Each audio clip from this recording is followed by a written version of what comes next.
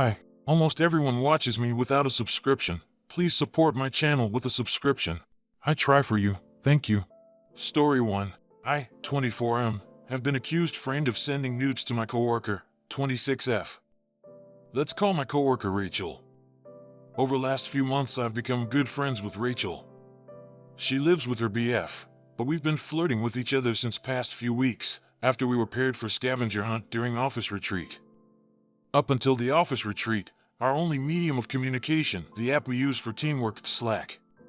Two groups, one is for office chat and the other group comprises of 20-something from work, more of an after-hours chat group to hang out together for drinks/dinner. Me and Rachel were just friends until our office retreat last month.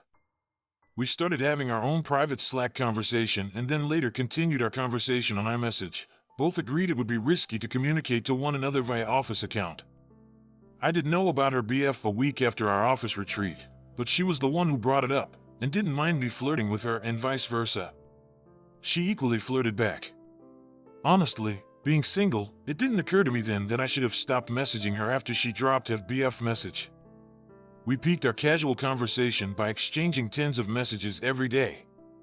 She did ask me if I would like to join her for drinks after work at this bar 2 blocks down the road, and I asked her if we could choose someplace else, because I didn't want to be spotted with her by some coworker. We did go out. This was 2 weeks ago. We later went out on 5 other dates including 2 dinner, but I swear, it was platonic. We termed our dates as an experience to try out new places. Oh, we haven't kissed or held hand or all those gestures. I agree we flirted back and forth, but then we become close friends. I took a week off to visit my family back home and out of nowhere I was shocked to learn that she posted a screenshot of our iMessage thread late last evening. I was shocked to see that thread with my dick pic, which I haven't sent her iMessage in last 2 days. Last message on my end reads Merry Christmas Christmas tree emoji on Christmas Eve and her replying back with a thanks and bunch of emojis. I'm quite certain that she photoshopped the remainder of that thread with me, thinking about you. Me, some other guy's dick pic. And she posted that screenshot, along with caption nice guys.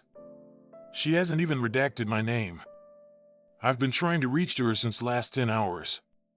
This has been on Facebook all over. She hasn't replied to my calls or any further messages yet, after the post. One of my coworkers called me and sent me that screenshot from his Facebook when he saw that post.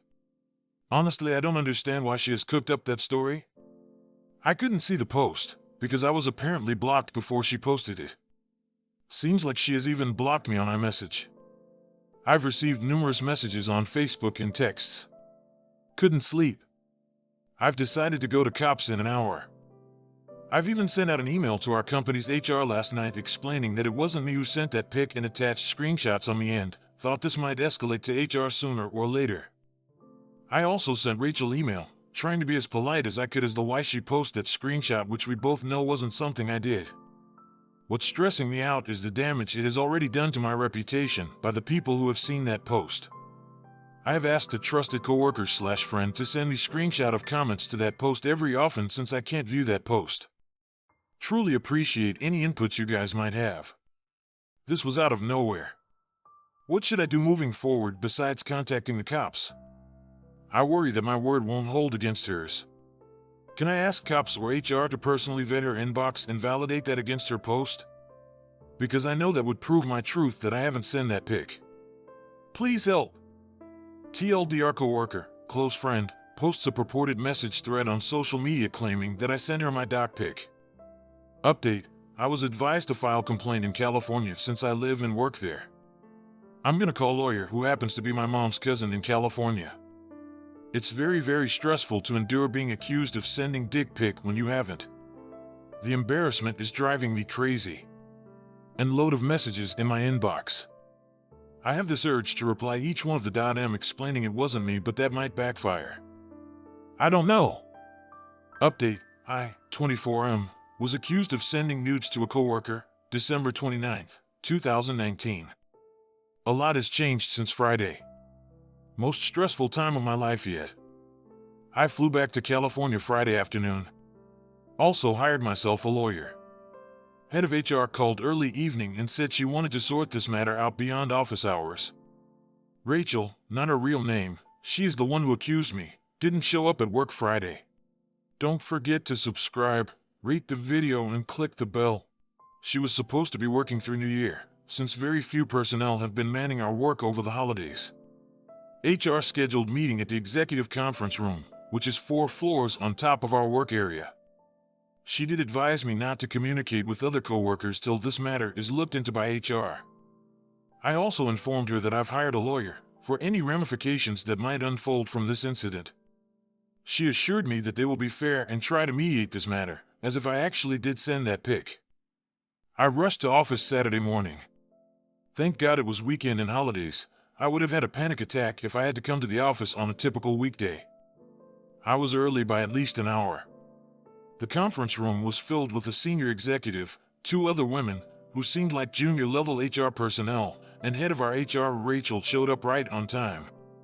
Sorry for detailing, but I remember all of this like it just happened a minute ago. After an awkward start, I showed the HR my iMessage thread. Okay, Rachel was very defensive, and she said something like I was shocked and terrorized when I received that message, and she claimed she threw her phone in anger and her phone stopped working. She got her phone with cracked screen. WTF.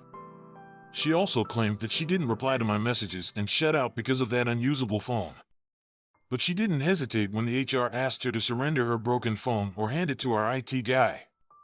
Oh, I also asked if she can show our iMessage thread through iCloud, and she claimed she doesn't use iCloud. 2 things: she owns an iPhone, iPad, and a MacBook. It's very unlikely that she doesn't use iCloud for messages. Moreover, if she claims her screen was broken, how the heck was I blocked? I know she had her read receipts turned on from our conversation history, but none of my past messages had any message read notifications. Anyhow, our IT guy dropped by, took a backup, and recovered on someone else's iPhone by afternoon.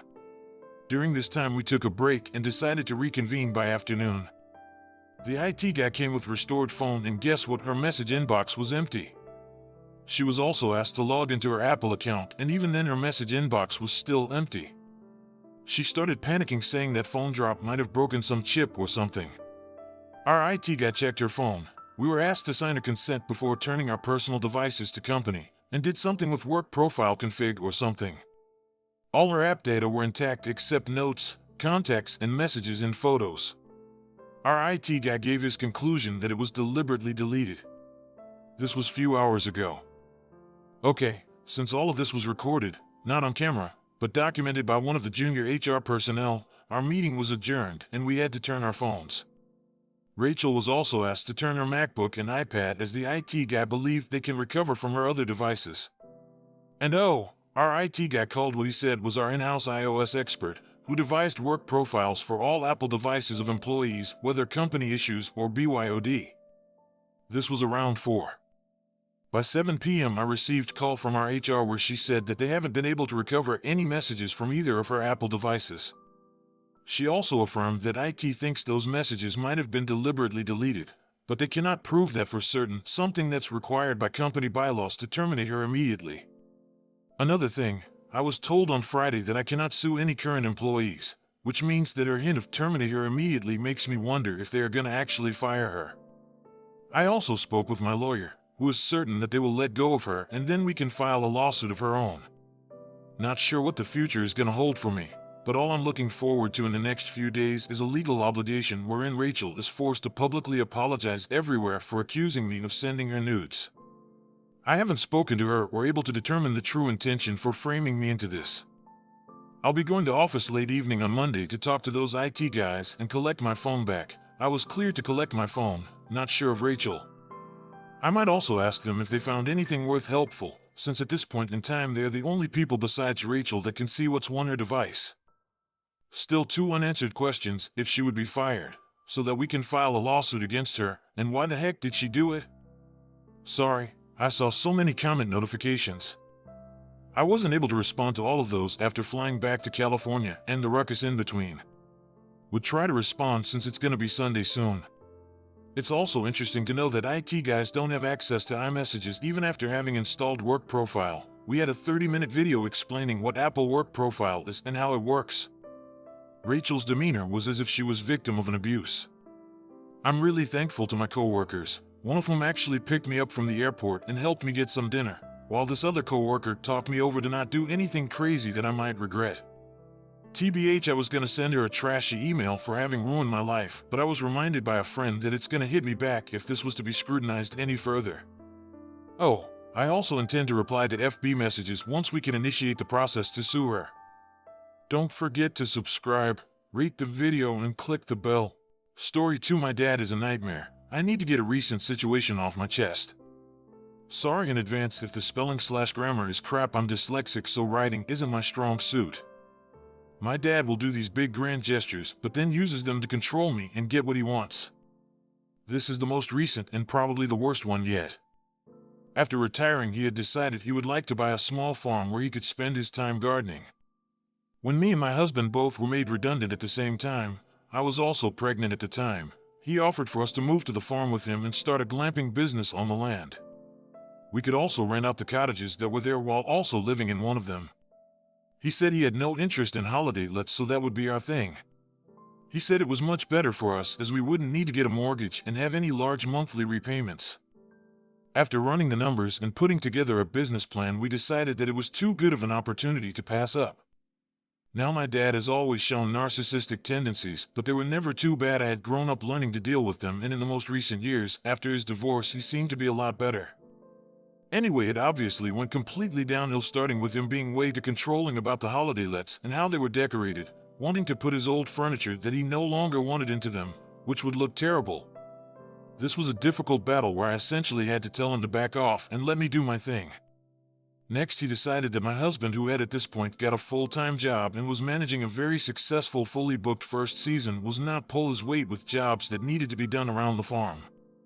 Most of these jobs were completely cosmetic and only someone with the unreasonable standard of my father would notice or want doing. For example, the grass down the side of the very long drive not being straight. When I asked him to put together a list of jobs he wanted doing, he said he didn't want to and we should just look around the farm and be able to tell what needs doing. As you can imagine, this ended in a big argument with him essentially tell us that if he carries on feeling the upset, he will sell the farm. He also some point said if we didn't like it, we could go and rent a tiny little flat in town instead because that's all we would be able to afford. By this point, we have obviously invested quite a bit of money into the glamping and holiday-let business, so him saying that he would just sell it was quite scary. I sort of realized at this point that I had been extremely naive believing that we could go ahead with this venture on goodwill alone. We came up with a plan where we essentially made as much money as we could on the farm, so in a year or two we could buy our own place. We would just grin and bear him in order to make this happen. At some point over the summer, he decided that our bills would be increased. When I questioned him on this, he got very defensive and told us that we were already getting an amazing deal living there and the least we could do was pay what he was asking. Another example of him abusing our situation and his power in order to get what he wants. We obviously had no option but to pay it. We always knew that the winter would be tight as it was our first year, and we were unsure if we would get many winter bookings. My husband's work was also a lot less through the winter too.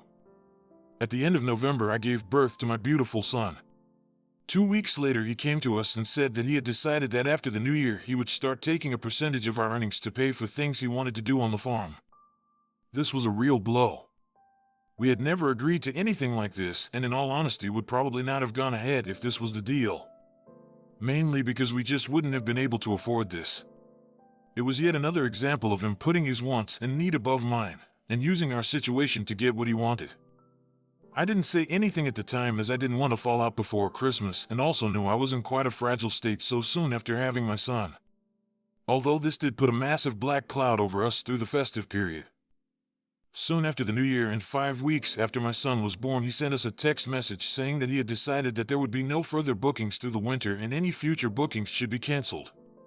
His reasons were that it was all too stressful for him worrying about problems, that the heating would not work while people were staying, a completely irrational worry as there had never been a problem with the heating, and he also felt like he actually didn't like having people he didn't know on the farm in the winter.